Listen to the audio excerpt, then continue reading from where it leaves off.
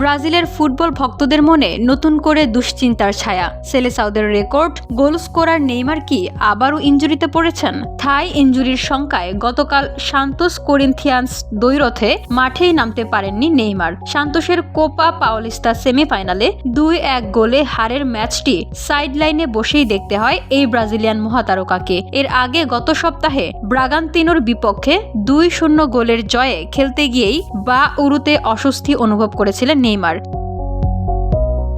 ম্যাচের আগের পরীক্ষায় সেই ব্যথা ফিরে আসায় শেষ মুহূর্তে স্কোয়াড থেকে নিজেকে সরিয়ে নিতে হয় তাকে। তবে বেঞ্চে ছিলেন। ইনস্টাগ্রামে হতাশ নেইমার লিখেছেন, আমি চেয়েছিলাম মাঠে নেমে দলকে সাহায্য করতে, কিন্তু ইনজুরি আমাকে আটকে দিল। ফুটবলে এমন হতেই পারে, তবে আমরা আরো শক্তিশালী হয়ে ফিরব। 33 বছর বয়সী নেইমার প্রায় 1.5 বছর পর ব্রাজিল জাতীয় দলের স্কোয়াডে ডাক পেয়েছেন। 2023 সালের অক্টোবরের পর জাতীয় দলের জার্সিতে দেখা যায়নি তাকে, কারণ সেই সময় এসিএল ও মেনিসকাস ইনজুরিতে পড়েছিলেন। এবার আবারও কি ইনজুরির সংখ্যা জেগে উঠল?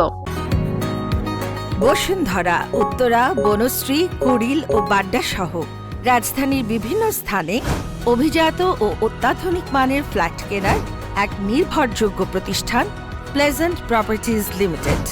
তাই আপনার স্বপ্নের আবাসনের জন্য আজই যোগাযোগ করুন। Pleasant properties limited, where destiny matches eventually.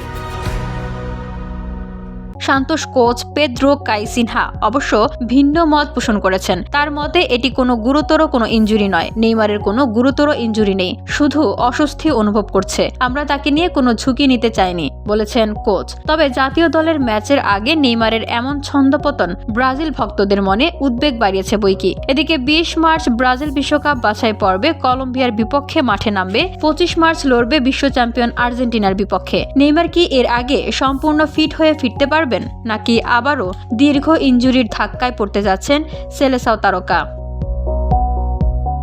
VOD Bangla news desk.